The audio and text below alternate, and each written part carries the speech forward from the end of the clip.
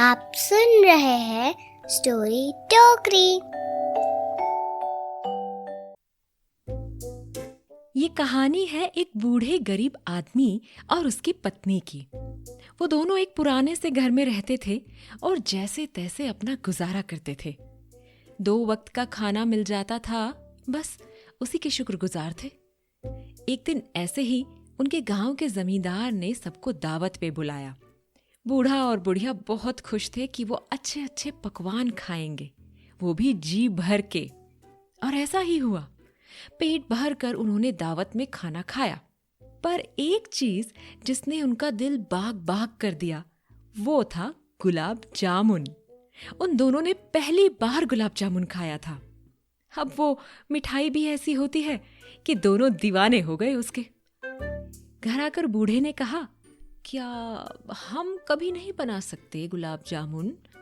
अब बुढ़िया ने कहा, बना तो सकती हूँ, पर सामग्री चाहिए। तुम सामग्री ला दो, मैं बना दूंगी। ज्यादा नहीं तो 4 गुलाब जामुन लायक सामान तो चाहिए बाजार से। अब गुलाब जामुन खाने की ऐसी लालसा थी दोनों को कि अगले कुछ दिन पैसे बचाकर बूढ़ा बाजार से थोड़ी सामग्री ले ही आया।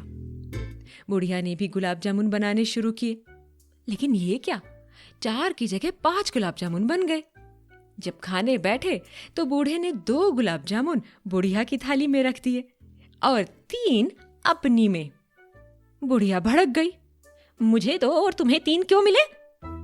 तो बूढ़ा बोला, अरे मैं सामग्री नहीं लाता तो गुलाब जामुन कहाँ से बनते? बोलो बोलो, तो बनते हैं ना मेरे 3। बुढ़िया भी अकड़ गई, बोली, फिर सामग्री ही खा लेनी थी, मुझसे मेहनत क्यों करवाई? गुलाब जामुन जिसने बनाए हक उसका बनता है तीसरे गुलाब जामुन पर।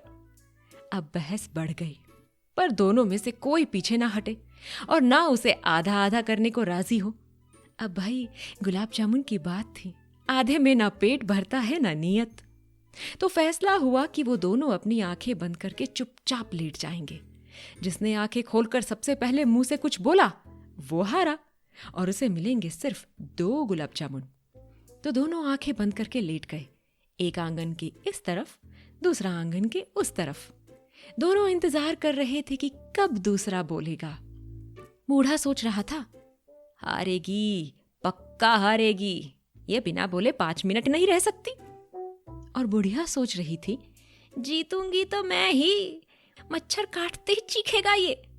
पर दोनों अपनी जिद के पक्के थे, इतने पक्के कि पूरा दिन गुजर गया पर दोनों में से कोई हिला नहीं। दोनों को बंद आंखों से भी 3 बड़े बड़े नर्म और रसीले गुलाब जामुन दिख रहे थे। हद तो तब हो गई जब अगले दिन भी वो दोनों कुछ नहीं बोले। अब पड़ोसियों को चिंता होने लगी, 2 दिन से कोई घर से बाहर नहीं निकला। हैं भी दोनों बुजुर्ग, कहीं यमराज ना ले गए हों उन्हें। उन्होंने दरवाजा खटखटाया, कोई जवाब नहीं। आवाजें लगाई, कोई जवाब नहीं। जवाब दे भी कौन?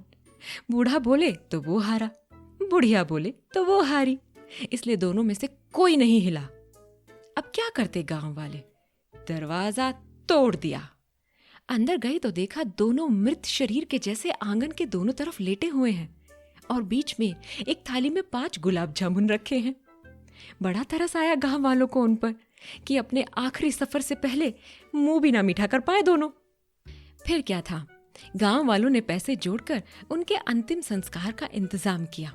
दोनों को उठाकर ले गए, पर फिर भी दोनों चुप रहे। बूढ़ा सोच रहा था, डरपोक कहीं की, अभी बोल पड़ेगी। और बुढ़िया सोच रही थी, जब धोती में आग लगेगी ना अपने आप बोलेगा। दोनों को लकड़ियों पर लेटा दिया गया। जैसे ही वो आग लेकर उनके पास आए, बूढ़ा घबरा गया और उछल कर बोला, अरे हार गया, नहीं चाहिए तीसरा मुझको। इस पर बुढ़िया और ऊंचा उछलकर बोली, मुझे पता था तीसरा मुझे ही मिलेगा। लोगों के तो जैसे पैरों के नीचे से जमीन ही खिसक गई। तभी एक चिल्लाया, भूत भूत भागो!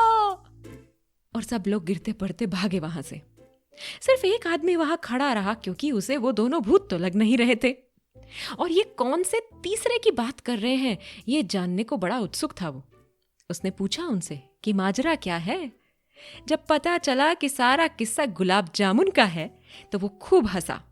फिर जाकर उसने गांव वालों को बताया। एक बार तो सबको बड़ा गुस्सा आया, पर फिर उन्हें समझ आया कि बेचारे गुलाब जामुन के प्रेम में पड़ गए हैं और इतने साधन नहीं है कि बार बार खाएं उसे।